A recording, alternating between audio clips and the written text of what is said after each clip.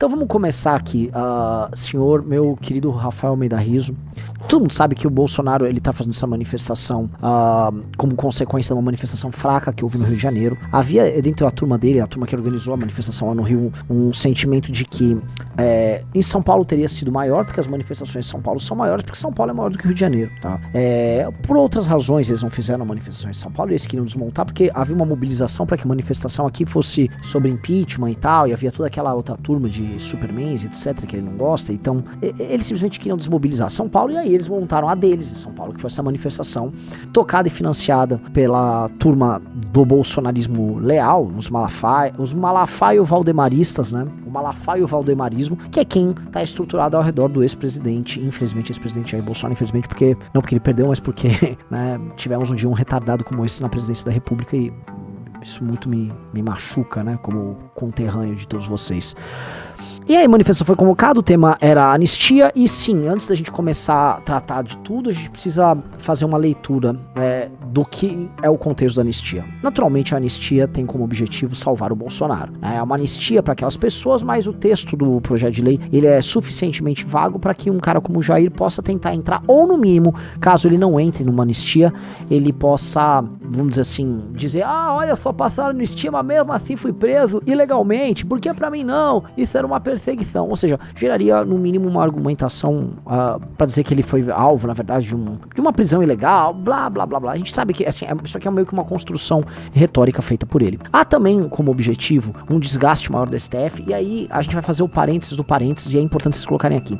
Existe instituição mais sabotadora do país e que erra mais do que o STF? Porque se houver, me falem. Eu vou listar o STF 3 coisas que ele fez. A ADPF das favelas deve ter visto, né? Isso aí precisa ser dito. O STF, ele se posicionou de maneira muito clara.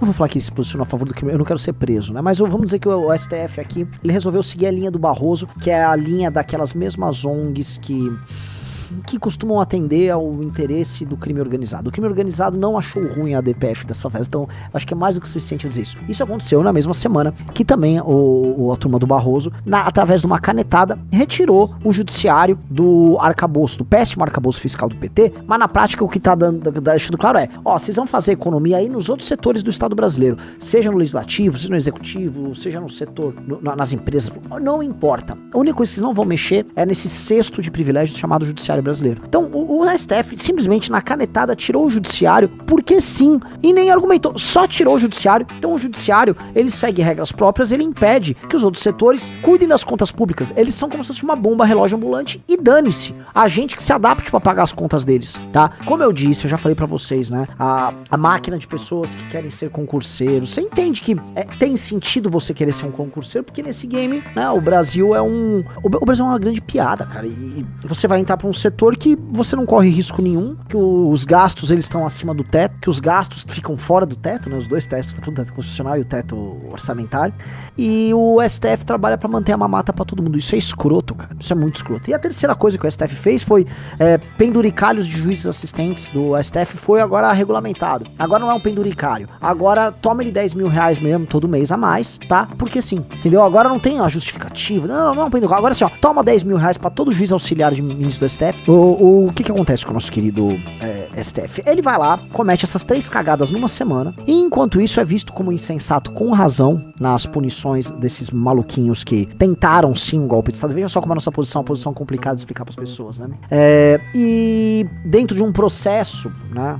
Um processo complicado, para dizer o mínimo, oriundo do inquérito, complicado, para dizer o mínimo, o Bolsonaro começa a se colocar como um inimigo do STF. E o STF soa como sistema. E o STF é, em grande parte, a representação maior do sistema. Portanto, o Bolsonaro, quando bate nesse negócio da anistia, mesmo que seja pro benefício exclusivíssimo dele, parece para as pessoas que ele tá enfrentando essa máquina de injustiças a favor do crime, que é o STF. E aí ele ganha politicamente com isso. Então, assim, para ele, é muito boa essa briga. Todo mundo sabe, todo mundo que anda em Brasília, o que eu tô falando aqui é sabido, tá? Que essa manifestação ocorreu com o beneplácito do próprio STF. Eu vou citar a um ministro que não é tão óbvio, não é o Xandão, então vamos ver se vocês colocam aqui. O mais agilizado politicamente dos ministros do STF já sabia da natureza da manifestação, já sabia do que seria dito. Tanto que a manifestação foi até, Rizzo, calminha. Se olhar direitinho, a manifestação foi calminha. É o Bolsonaro chorando ali e tal, pelos dramas dele. Então, o que rolou foi isso. Foi uma manifestação, ok, então todos os governadores, especialmente os governadores que são amigos de ministro do Supremo, e a maior parte dos que estavam presentes são amigos amigos de ministro supremo, foram lá cumprir o papel de apoio ao Bolsonaro, defenderam a tese da anistia, ou seja, eles estão defendendo ali dentro das 4 linhas o que o Bolsonaro tá pregando. Eles foram cumprir o papel deles e foram embora, tá? Mas aqui que começa a discussão, porque se por um lado o Bolsonaro, ele é estranhamente reabilitado como liderança de uma causa, enquanto como figura eleitoral ele está se perdendo, porque vejam só, de fato, o Bolsonaro, ou o bolsonarismo, ele se reabilita perante o público como uma causa, tá? Mas, por outro, o grande eleitorado, que ele contém, mas não se resume a bolsonaristas, você entendeu? O grande eleitorado, especialmente o grande eleitorado antipetista, ele contém, mas não se resume a bolsonaristas. Então, esse eleitor, ele começa a se desprender do Bolsonaro. Isso é uma pesquisa recente, o doutor Rafael Almeida Riza pode colocar aqui, dando conta de que as pessoas não querem que o Bolsonaro seja candidato. Acho que saiu ontem ou anteontem. As pessoas já estão dispensando o Bolsonaro como candidato. Saíram pesquisas também, acho que é uma coisa de 2 semanas atrás, dando conta também que aqui ó, Datafolha, isso saiu dia 6, foi agora. Datafolha, 67% dizem que Bolsonaro deveria desistir de candidatura em 26. Levantamento ouviu 3.054 pessoas entre 1º e 3 de abril. A margem de erro é de 2 pontos percentuais para mais ou para menos. Pois bem, soa paradoxal, tá? Que, olha, há uma reabilitação, mas não. Porque as pessoas às vezes tomam o todo pela parte, ou às vezes a parte pelo todo. Isso é um problema de análise que as pessoas têm. O fato do bolsonarismo estar especialmente quente perante um público engajado deles, e dá pra ver os números das lives da galera bolsonarista, há um momento de calor dentro do bolsonarismo, não significa que o restante do eleitor que está alheio a isso está achando o Bolsonaro bacana. A verdade é que esse eleitor está cansado do Bolsonaro, mas não necessariamente das representações bolsonaristas. Então, esse eleitor, quando eles falam, se é até uma pesquisa, nem Lula nem Bolsonaro, ele quer uma outra coisa, isso não significa que ele não vai pegar um bolsonarista no lugar do Bolsonaro, entendeu? Então ele pode muito bem pegar um bolsonarista. E qual é o cálculo que esses homens que querem suceder o Bolsonaro estão fazendo nesse exato instante? O cálculo é esse: como é que eu faço pra levar o eleitor do Bolsonaro e ser o candidato em 2026? Como é que eu faço meu partido fazer uma bancada grande em 26?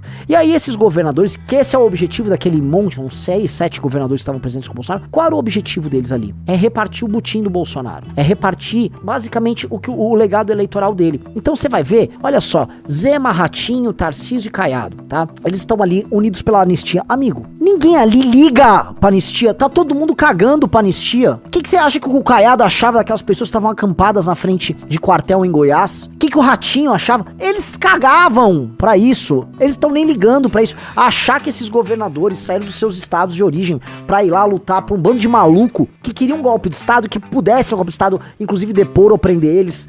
Esses caras nem ligariam. Na verdade, eles iam adorar que o Bolsonaro prendesse esses governadores, tá?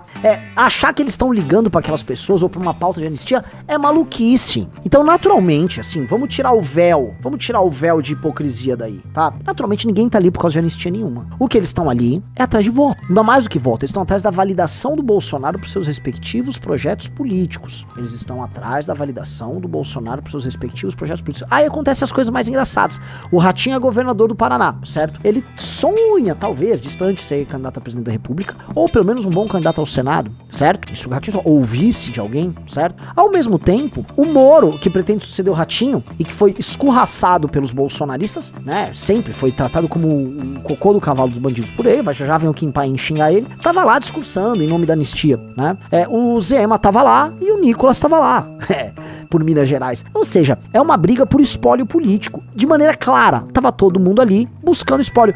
Estamos unidos. Vocês estão unidos por nada. Essa causa aí é o seguinte: se chegar o Alexandre de Moraes, passar a mão no telefone e ligar pra algum desses governadores e falar, sai fora desse assunto, senão todo mundo sai fora. Então, se o Xandão pegar, passar a mão no telefone, é isso. Então, o que eles estão fazendo é uma construção pessoal dentro de determinados termos. E quais são os termos? Os termos são: haverá eleição em 2026 e é muito provável que um candidato antipetista derrote o Lula ou o sucessor do Lula na eleição de 26. Capite? Todo mundo entendeu isso aqui? Então, essa é a coisa número 1. Coisa número 2. Este presidente eleito sairá de uma coalizão de partidos do Centrão, certo? Todo mundo entendeu? Beleza. Coisa número 3. Essa coalizão de partidos do Centrão vai oferecer um conjunto de candidatos que vão se colocar na mesa. E que, se não forem candidatos a presidente, no mínimo vão obrigar os outros a sentar e obter uma negociação boa, não só para o candidato, mas para o partido. Capite? Entendeu, Riso?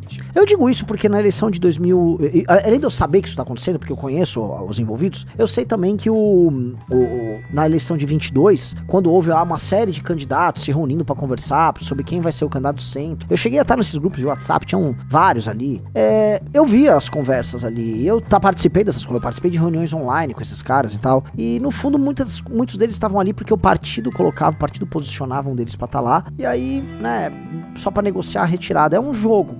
Então tá todo mundo ali fazendo parte desse jogo, mas não apenas eles. Se vocês repararem ali, como a causa da anistia, ela pega bem pra alguns bolsonaristas, ela pega bem ali. E ela causa algum tipo de dano no STF. E ao mesmo tempo, ela virou um palanque eleitoral para suceder o Bolsonaro. Todo mundo apareceu. Todo mundo quer tirar uma casquinha. Porque foi entendido essa manifestação como uma manifestação de teor exclusivamente eleitoral. Então você vai olhar ali, vereadores, deputados, toda sorte de bolsonarista que tá de olho nas eleições de 26, foi lá. Repara isso, Riso. Todo mundo que é bolsonarista, ou neo-bolsonarista, que até agora os neo-bolsonaristas, vocês devem ter visto alguns neo-bolsonaristas patéticos lá, né? Vão lá, eles se submetem, é foto com o Mito, é foto com o Nicolas, são as coisas patéticas, de pessoas que são patéticas e que vendem até a mãe pra ter voto. E estão lá, né? E vão fazer isso, e é do jogo. Então vocês precisam entender que essa manifestação é uma manifestação de caráter exclusivamente eleitoral. É uma manifestação sobre a sucessão do Bolsonaro, sobre a sucessão do Bolsonaro dentro da direita, e sobre quem vai assumir, e caso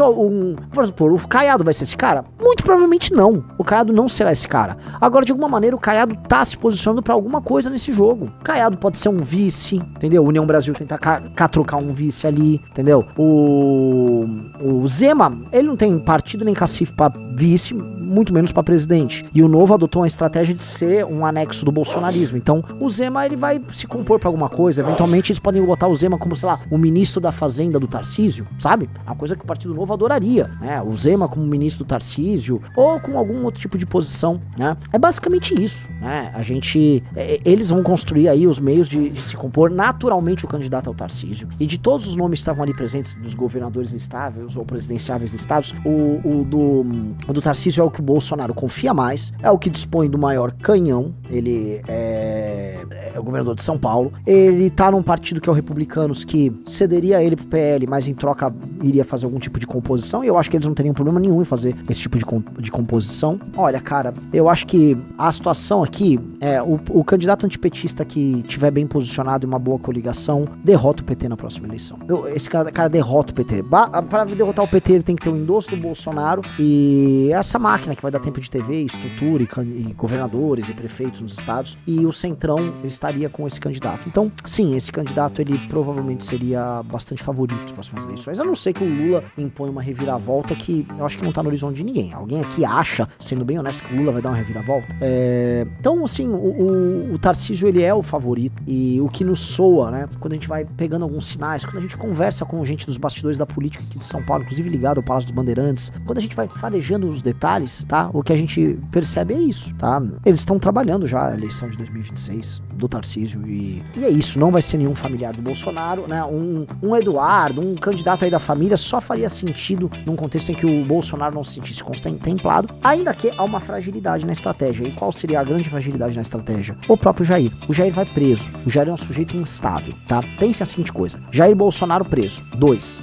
Ele não tendo o controle total da família, e aí as operações políticas da família sendo tocadas por Carlos e Flávio. Flávio é um cara mais bico doce, né? Levando o papinho de todo mundo, tentando fazer uma composição, e Carlos neurótico, tentando manter a ascendência do pai sobre os demais. Gente, vai chegar o processo eleitoral, por mais que o Bolsonaro seja o grande eleitor do campo da direita, o Tarcísio, as pessoas vão aglutinar ao redor dele, vão começar a esquecer do Jair. Carlos e outras figuras vão ficar obrigando a todos os candidatos a terem que fazer grandes demonstrações de lealdade ao Bolsonaro, quando eles vão ficar fazendo cálculo, uns vão fazer, outros não. Ele vai ficar neurótico. Na neurose, né, e eu tô falando ainda na pré-campanha, no começo do ano que vem, na neurose, muita coisa pode acontecer, do tipo o Bolsonaro ficar neurótico também, e o Bolsonaro avisar que não quer apoiar ninguém. Esse tipo de coisa pode acontecer. Um cara como o Tarcísio jamais será candidato a presidente se não contar com um apoio direto, reto e claro do Jair. Se o Bolsonaro não endossar ele não vai abandonar uma vitória certa em São Paulo por uma candidatura incerta à presidência da República, entenderam? Não vai, e nem vão apostar nele, né? O arranjo todo não vai apostar nele num cenário desse. Aí que os outros entram, né? Um cara como o Caiado já toparia.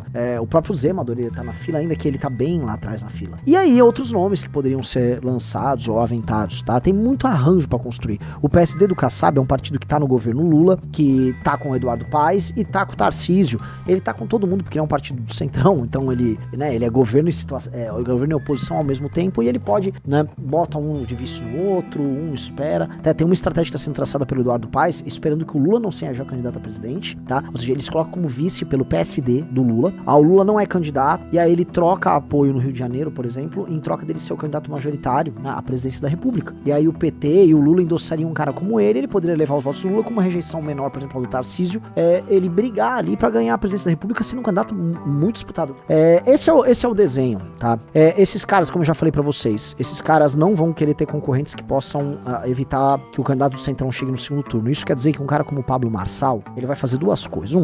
O STF simplesmente pode dar uma canetada e tirar ele da eleição, entendeu, Riso? Simplesmente tirar ele da eleição, porque esse aqui seria um arranjo, tá? Um arranjo que envolve Centrão, Tarcísio e tal, e Bolsonaro preso, seria um arranjo de amizade. Ó, a STF pacificou, vocês botam o presidente que vocês querem, vocês roubam aí, todo mundo se compõe. O orçamento secreto é mantido, é um grande acordão. A próxima eleição presidencial, ela não importa se o candidato Lula vença ou o candidato do Bolsonaro vença, ambos os candidatos serão candidatos do STF, vocês entenderam? Vai ser um candidato biônico do STF. O Lula já foi um candidato biônico do STF. O Bolsonaro, quando era presidente, já era submisso ao STF. E o próximo presidente, nomeado inclusive o Bolsonaro, que estava provavelmente, o provável novo presidente, que está nessa foto, ou que estava naquele caminhão do Bolsonaro, este cara será um cara que terá o beneplácito do STF. Ele só vencerá a eleição porque vai estar em comum acordo com o STF. Então o STF vai canetar.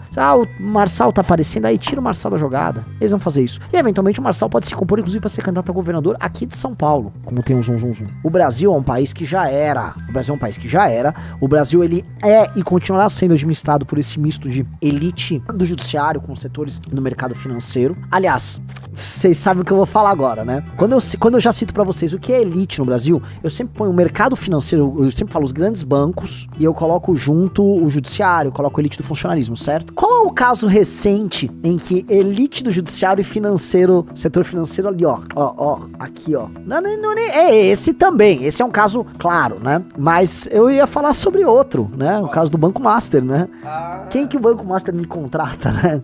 Tá tudo amarrado. A elite brasileira é essa, e tem mas essa é a elite que manda e que pensa. Pensa direito? Não pensa direito. Você concorda com isso? Não. Mas eles têm tutano. E existe o baixo clero, que é o baixo clero desses partidos centrão, que também manda. Então quem manda no Brasil é uma espécie de um alto clero não legislativo, presente no STF, misturado com elite financeira, elite do judiciário e tal, alto funcionalismo, um pouco de intelectualidade, Rede Globo, jornalismo e tal. E esse baixo clero, que é um novo alto clero, dessas figuras fedidas, lamacentas do centrão, né? Esse bando de cabeça gorda, burro pra caralho, esses jumentos de toda sorte, de todos os estados da federação, esse bando de Edinaldo, né, que comanda esses partidos políticos no Brasil. Esses caras que basicamente querem mamar e roubar, eles se juntam com essa elite e aí eles vão tocando o Brasil, de modo a nunca perderem seus privilégios. Entendam uma coisa, vocês viram que o judiciário, de maneira completamente responsável, saiu fora do teto. Ora, se o judiciário sai do teto, porque o judiciário topa deixar público os seus privilégios, pra realmente ninguém mexer, fala assim, vocês se virem pra tocar, não pensem que o Centrão vai mexer também na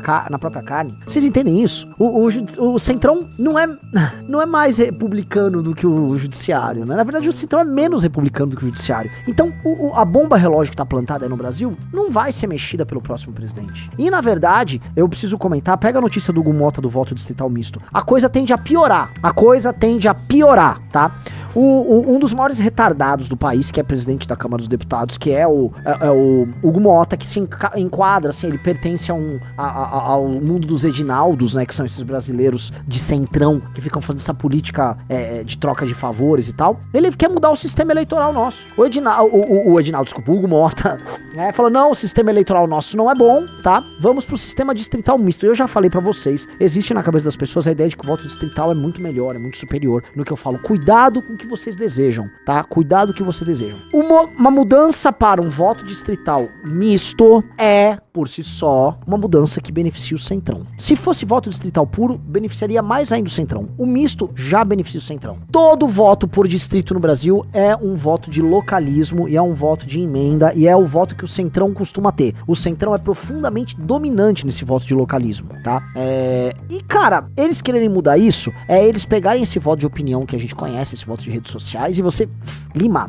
O que pode ter por trás disso aí? O Mota, pra passar, precisa, sabe do que, senhor Rafael Almeida? De apoio das esquerdas. Porque quem chiaria ali, tá, seria quem tem voto de opinião. As pessoas com voto de opinião. Então os deputados bolsonaristas iam chiar, um ou outro do PSOL chiaria, só que eu vejo que o PT talvez não. Porque dentro daqueles que têm voto de opinião, os mais arraigados, os mais, vamos dizer, que estão mais enraizados no sistema tradicional da política brasileira, são os casos do PT. O PT teria a condição de disputar alguns distritos, tá? E se fazer presente e ganhar, sacou? O PT tem também tamanho e dinheiro pra isso, sacou, Riso? E o PT seria capaz de rachar alguns distritos e ganhar. Tem sempre um candidato disputando um segundo turno ali, num distrito, tá? Então pode ser que a manobra do Hugo Mota conte com o apoio do PT, não das esquerdas. E de alguns partidos de esquerda fisiológica. Por exemplo, PSB, o partido do Eduardo Campos. Eles são donos de Pernambuco. Eles também costumavam ter outros estados do Nordeste. O PSB gosta da ideia disso. É uma esquerda fisiológica, entendeu? Quem perde? PSOL, bolsonarismo, Missão,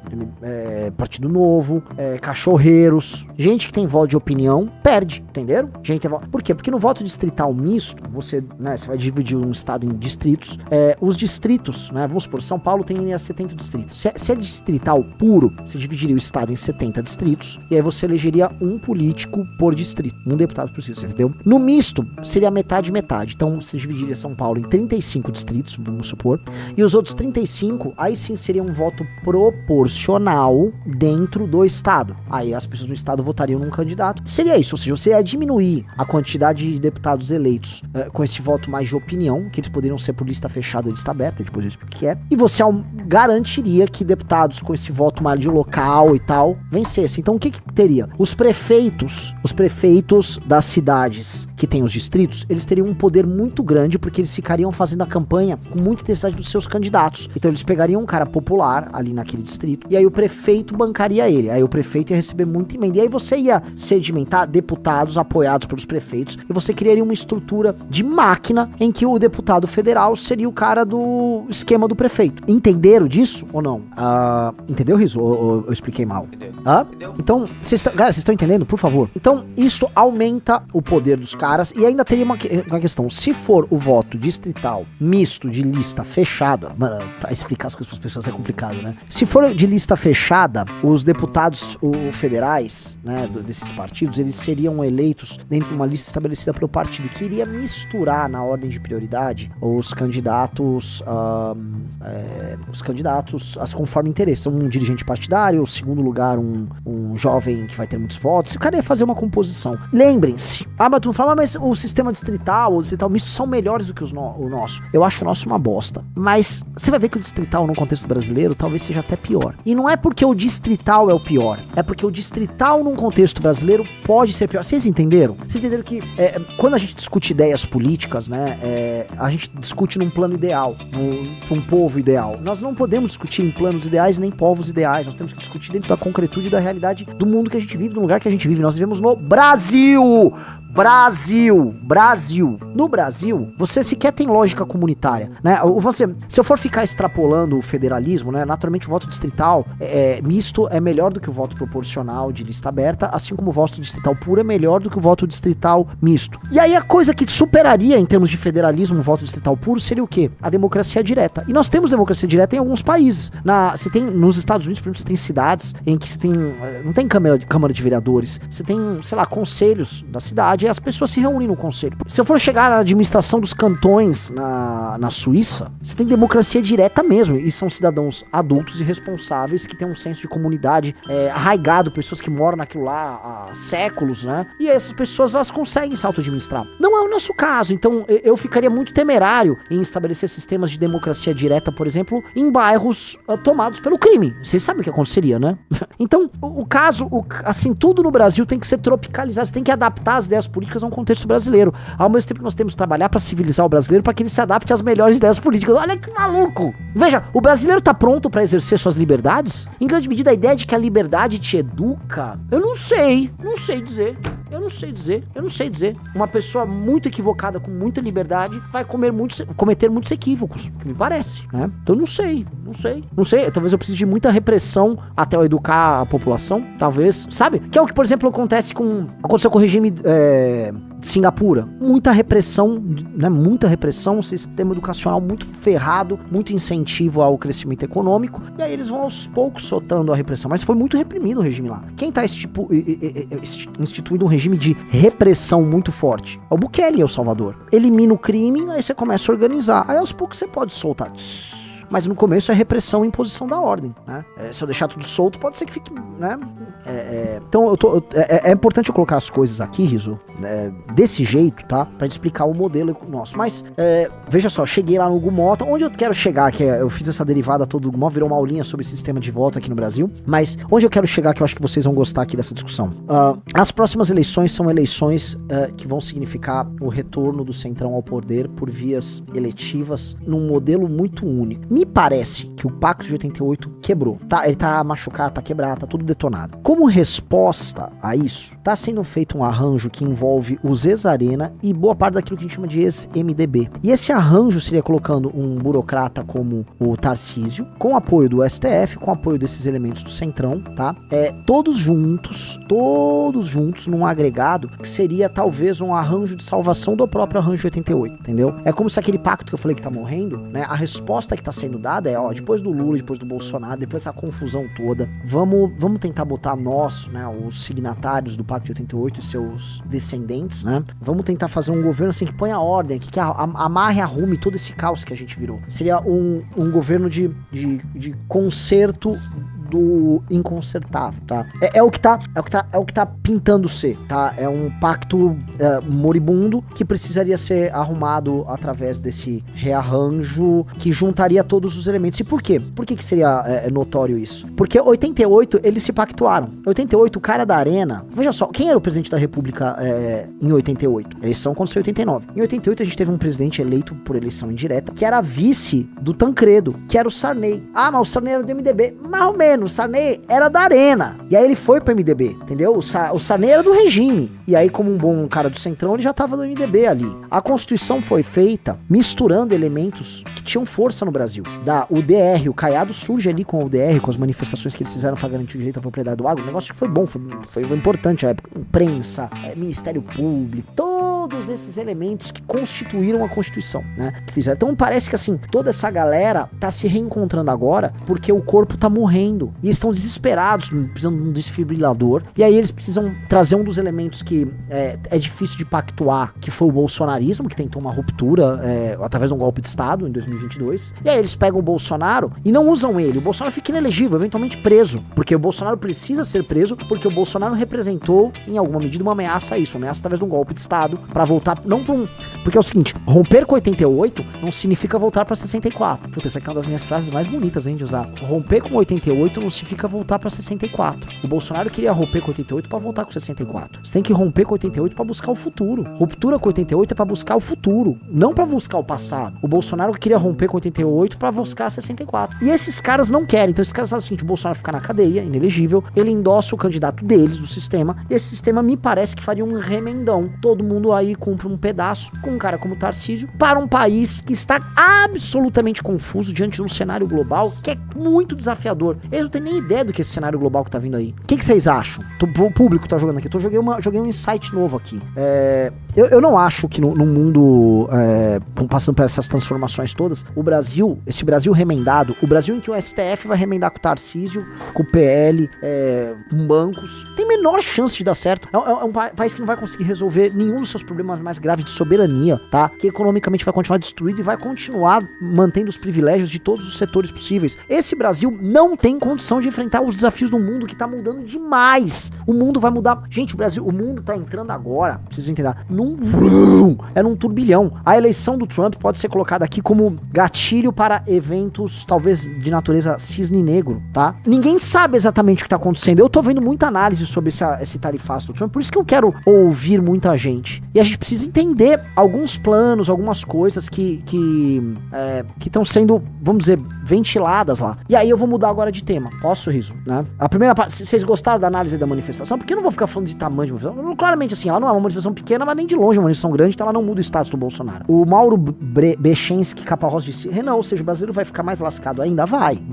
Nesse novo cenário global, por enquanto o Brasil não se machucou, tá? O Brasil escapou bem do tarifaço por algumas razões, mas uma razão escondida, que ninguém tá falando, que é meio óbvia, é o Brasil é um dos poucos países no mundo em que os Estados Unidos têm uma relação superavitária. Então, os Estados Unidos já é bastante superavitário com o Brasil na sua relação comercial, por que diabos eles vão atrapalhar o que tá funcionando? Então, o Brasil meio que escapou e colo ali, tá? Mas o que eu quero colocar aqui, tá? Vocês viram, né?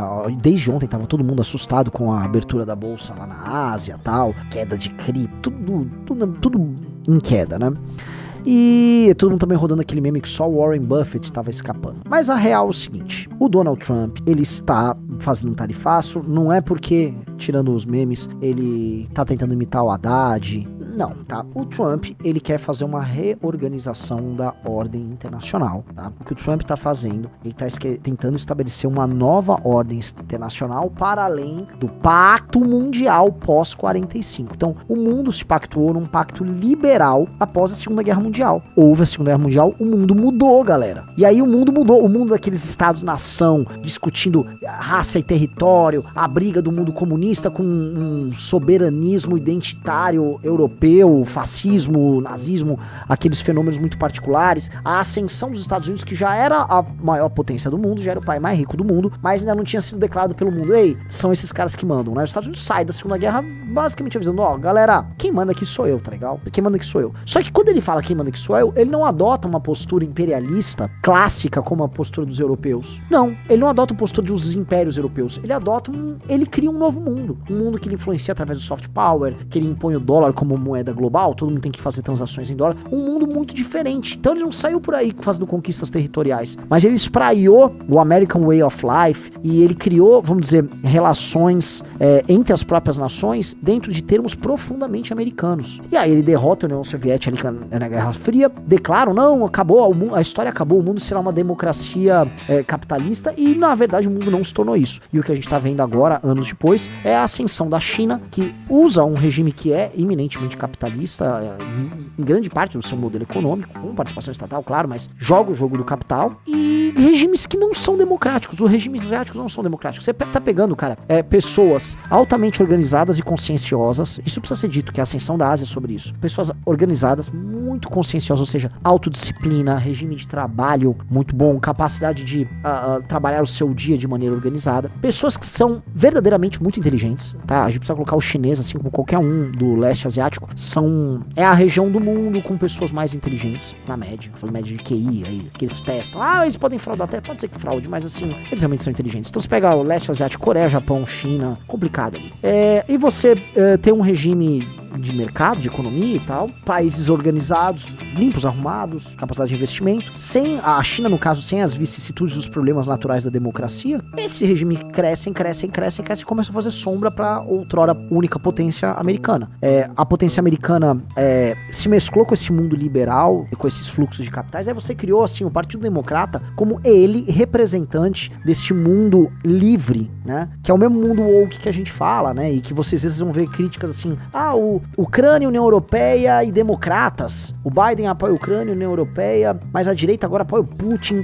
Em grande medida, a ruptura que a classe média americana fez, que foi a classe média americana que tocou isso, a ruptura da classe média americana com esses ditames liberais pós-guerra, ela se dá através do Trump. Eles estão rompendo com tudo. E aparentemente ele quer romper com esse jogo, que ele considera um jogo ruim para essa classe média. E mais, num mundo que vai ser bastante conturbado. Por quê? Porque a China será potência. Fato. Potência industrial, bélica, econômica, e Estados Unidos, né, uma potência que não quer perder sua força, isso acaba gerando o que eles chamam, né, na análise política de armadilha de Tucídides, que é a relação de tensão que existe entre uma potência estabelecida e uma potência em ascensão. No caso, a potência estabelecida era Esparta, por Tucídides, e a ascensão era Atenas, estava fazendo a liga das cidades ligadas a ela, levando democracia ali pro mar Egeu e tal. Na prática, tá? É uma relação conturbada que antecede uma guerra. E essa relação conturbada tá se agravando. Você tá vendo as primeiras reações duras dos Estados Unidos com relação ao estabelecimento da China como potência, e isso se dá de uma maneira muito dinâmica, porque envolve todos os aliados, envolve a Europa, que é aliada americana. E o Trump tá mudando essa linguagem política, e o Trump tá fazendo isso, e ele não vai voltar atrás. A não ser que ele vá lá, veja que ele vai ter um dano político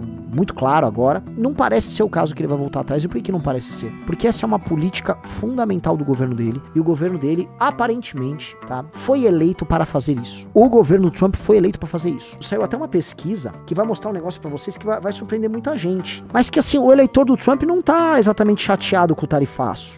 O eleitor do Trump não tá preocupado com o tarifaço, por enquanto. Ainda que vamos dizer, essa queda na bolsa e tal, isso influi diretamente na poupança da classe média americana. Tá aí na tela. Pesquisa. Tarifas dos Estados Unidos sobre bens importados. Público em geral, 52% a favor, 48% contra. E eleitores do Trump, riso, favor 83% contra 17%. Vocês entenderam, né? Vocês entenderam? A população americana, no começo, tá endossando o presidente. Por quê? Porque ele tá fazendo aquilo que ele se propôs na campanha. Ele nunca escondeu que ele iria nessa linha. Ele já tava falando em ser protecionista e não é de hoje. A novidade que eu preciso colocar é que algumas pessoas que você jamais esperaria que adotariam esse discurso vão adotar. Pois bem, ora, essa pesquisa aqui vai nessa linha. Se os estados desses tais swing states, Pensilvânia, Michigan, todo aquele lugar que eles chamam de Rust Belt, eles sentirem os efeitos econômicos, por exemplo, que se dariam no aumento da produção, já que tem indústria lá, de diversos setores ali, e aumentar a taxa de emprego e aumentar a renda dessa classe média que mora lá, ele garante, dado o sistema eleitoral americano, a vitória republicana para as próximas eleições. E tem algumas coisas que têm implicações, né? Vamos supor, tá caindo a bolsa. Pode ser que as pessoas com a bolsa em queda comprem títulos americanos. Isso diminui os juros, né? Isso aumenta a capacidade de investimento ali nos próprios Estados Unidos. Isso faz com que com a tarifa, mas isso vale a pena produzir nos Estados Unidos, entendeu? Pode ser que isso ocorra. Se ele tiver um efeito político que é se tornar hegemônico nos swing states, mais os estados tradicionais americanos, meu amigo, o Trump, nem sei se ele pode concorrer, né? Não sei se ele manejaria pra... Mas assim, o Vance ou qualquer um que seria o próximo candidato, está eleito. E eles têm 8 anos pra inverter a ordem global, porque eles vão mudar a ordem global. O que eles estão propondo é isso. E aí a Europa fica como? A Europa, pra mim, ela tá sob pressão. A Europa, por enquanto, é o maior perdedor disso aí. Os Estados Unidos estão jogando a Europa no buraco. E aqui entre nós, cara, joga a Europa no buraco mesmo. Joga a Europa no buraco. Nós, brasileiros, vamos falar do interesse do brasileirinho aqui. Ganhamos nada com essa porra, né? Ok, exportamos lá e tal, mas lembremos sempre que nós temos um inimigo natural na França de Macron, que tô com um pouquinho de brincadeira, mas é um inimigo natural mesmo. A Europa, cara, a Europa é uma defensora dessa ordem liberal abjeta, no sentido das fronteiras abertas, é um continente em autodestruição, então eles ficam vendendo pro mundo a autodestruição, né? São promotores internacionais dessas agendas esquisitíssimas, né? Ficam lá o tempo todo só falando de energia verde, fronteira aberta, energia verde, fronteira aberta e tal. Então assim, a Europa que se dane. Eu acho que nesse sentido, o que o Trump tá fazendo é dar a última chance para a Europa como força civilizacional existir. É a última chance. Porque eles podem sucumbir na própria mentira e ficar lá vivendo essa mentira deles, eles vão lenhar, ou eles vão responder e a resposta vai passar necessariamente, por exemplo, expulsar imigrantes, que eles vão precisar fazer. Agora, né, realmente não sei o que vai acontecer com a Europa. O que eu sei é que o Trump ele vai querer criar um novo regime de relações entre os países aliados, ou seja, eu acho que ele vai ter um sistema de quase de nações vassalas dos Estados Unidos da América. Eu acho que é quase inegável que o Canadá vai ter que cair nesse status por ser um vizinho direto.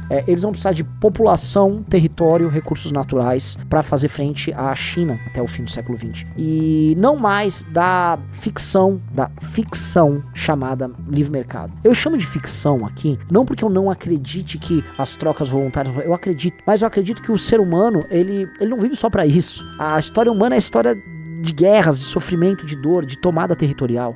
No fundo, os arranjos complexos que todo mundo fala, pode vir a força e destruir tudo. Porque a força, antes de tudo, é um poder destrutivo, e o poder de destruir é maior do que o poder de construir. E aí entra um elemento. Os Estados Unidos, eles se mantêm também, não apenas por serem o soft power do mundo, o mundo negociar em dólar, por terem tecnologia e tal, mas por serem um poderio militar invejável. Eles têm um poderio militar invejável. Eles são muito superiores. Eles estão hoje num estágio em que eles ainda são a maior potência econômica, em que eles são a maior potência tecnológica e eles são a maior potência militar. Eles estão numa posição que lhes permite agora novas negociações olhando para o mundo futuro. E eles vão usar a força se necessário. Se não usar a força, eles vão colocar a força na mesa para negociar as melhores posições possíveis para eles. E a gente vai ter que se adaptar a esse mundo. O que eu tô falando é, boa parte da análise sobre o que tá acontecendo nos Estados Unidos agora é uma análise meramente econômica e de curto prazo, partindo de premissas que eu concordo. Do tipo, porra, tarifa é uma merda, não sei o que, isso é ruim pro comércio, Sim, agora não me parece ser essa a perspectiva deles. Não me parece ser essa a perspectiva. Aí assim, até o Musk começou a mudar. Vai num tweet recente do Musk, vai lá no Musk no Twitter. Veja só o que esse perfil falou, que tem muito a ver. Esse perfil disse: qualquer país que não consegue manufaturar seus próprios drones será um estado vassalo. Qualquer país que é incapaz de produzir ou manufaturar seus próprios drones será um estado vassalo. Por que estado vassalo eu tô usando? Porque eles estão falando do imperialismo lá Roma, uma das formas que eles tinham as formas dos reis vassalos, né? O Milley e o Bolsonaro estão doidinhos pra serem vassalos do Trump. Então, Bolsonaro instala uma base aqui. O soberanista, o suposto patriota Bolsonaro mandando o Trump instalar uma base no Brasil. Isso é humilhante, né? Isso mostra só, né? Mas tudo bem, não quero ficar xingando esse débil mental, porque eu vivo, infelizmente, num país que, se eu falar mal dele, vai aparecer uns retardados. Então, o que eu faço, né? Eu só apenas aceito que eu tô cercado de mongoloide, né? Mas, o que o Trump, o Musk concordou. Ora, não é só sobre manufaturar drones. Pra você ter uma cadeia de produção de drones, você tem que ter produção de todo tipo de insumos, e que pra essa cadeia ser eficiente, eles têm que produzir outras coisas além disso. Vocês entendem um pouco o que eu tô falando? Porque às vezes as pessoas falam, eu vou produzir muitos drones, mas às vezes pra você ter, sei lá, você precisa ter os semicondutores, você precisa ter uma indústria plástica que tem escala pra produzir isso, você tem que ter materiais especiais, tem que ter uma indústria ligada, você tem que ter uma indústria rica de produtos não bélicos, pra você ter uma escala tão grande de material humano, capital instalado, tecnologia e escala de produção, inclusive de uso desses insumos de matéria-prima, de modo a poder produzir esses artigos de guerra com alto volume. Um exemplo, na Segunda Guerra Mundial, várias fábricas de automóveis norte-americanos, elas se transformaram em fábricas de tanques e aviões de guerra, usando suas instalações. Eles pegaram aquelas instalações e remodelaram. Então você tem que ter plantas, tem que ter indústria instalada, porque com planta, indústria instalada, você tem uma capacidade de preparar material de guerra alto. E o mundo vai passar por uma corrida armamentista. Na verdade, o mundo já tá passando. Hello! A Europa toda quebrada vai passar por uma corrida armamentista. A China a China sabe que ela tem que melhorar os porta-aviões dela, que são uma bosta. A China sabe disso. O Japão já começou. Todo mundo tá passando por uma corrida armamentista. Enquanto isso, o Brasil, a DPF da favela, com medo de enfrentar o filho do Marcola. O Brasil é uma merda, o Brasil é uma desgraça, né? Mas sim, os Estados Unidos sabem, e todo mundo que acompanhou a pandemia viu a dependência que os Estados Unidos e o mundo tinha das manufaturas chinesas para respiradores e produtos de toda sorte, né? Se for pegar remédios, né, farmacêuticos de toda sorte, dependem da Índia e da China para produzir. Então os Estados Unidos não têm autonomia em várias áreas. E olha que eles sempre foram preocupados historicamente em ter autonomia em muita coisa, em matéria-prima, petróleo. Eles fizeram, vamos dizer, armazenamento de recursos de metais raros, de petróleo, de toda sorte ali. Agora, eles perderam a indústria. Então, nesse mundo que tá pintando, ter indústria é importante. Ainda que isso não significa que que você será necessariamente mais rico ou que vai ser melhor para as nações, vai ser melhor para o comércio global. Eu acho que não. Eu tô com os liberais, gente. A discussão é uma estratégia inteligente do Trump e é uma estratégia inteligente para o futuro dos Estados Unidos? Acho que é isso que a gente precisa discutir, porque no fundo é isso que todo mundo quer saber, tá? E eu acho que isso aí nós precisamos entender, até para entender a posição brasileira nisso. Como o Brasil se adapta num cenário desse? Porque naturalmente para os Estados Unidos seria muito melhor para eles distribuir a produção industrial fora dos Estados Unidos em nações amigas. Porque o problema da China para os Estados Unidos não é que a produção industrial deles foi parar fora do território americano, não. Ela foi parar justamente na nação que compete diretamente com os Estados Unidos. E mais, esses caras não são trouxas, os chineses são muito bons. Gostemos ou não, tá? O Partido Comunista Chinês é corrupto, deve ser e tal. Os caras trabalharam bem. Gostemos ou não, os caras trabalharam bem. Então, os Estados Unidos entregou e acharam o quê? Que os chineses não iam fazer a corrida deles? Ora, em todos os setores que os chineses se propuseram a disputar com os Estados Unidos, eles estão disputando de igual para igual. Tô falando de alta tecnologia. 5G eles até passaram, mas vamos pra a bateria e carro elétrico. Eles entraram na briga lá com o Musk e estão ali, ó. E eles têm escala, né? Mas estão aqui. E aí, cara, assim, estão achando que o chinês era trouxa? Estão tentando refundar não só os Estados Unidos, mas o mundo sob uma outra ordem, tá? E eu acho que é uma das medidas mais ambiciosas que a política americana já fez, que a direita americana já fez, com certeza é tudo muito novo. E eu acho que as pessoas não estão prontas ainda pra discutir isso. E como elas não estão prontas pra discutir essas coisas, a gente vai ver muita besteira em termos de análise. E acho que as pessoas precisam se ater, assim, vamos atrás dos pensadores, vamos atrás do que vem sendo discutido por essa novíssima direita americana. Porque tem coisa muito nova rolando, tá?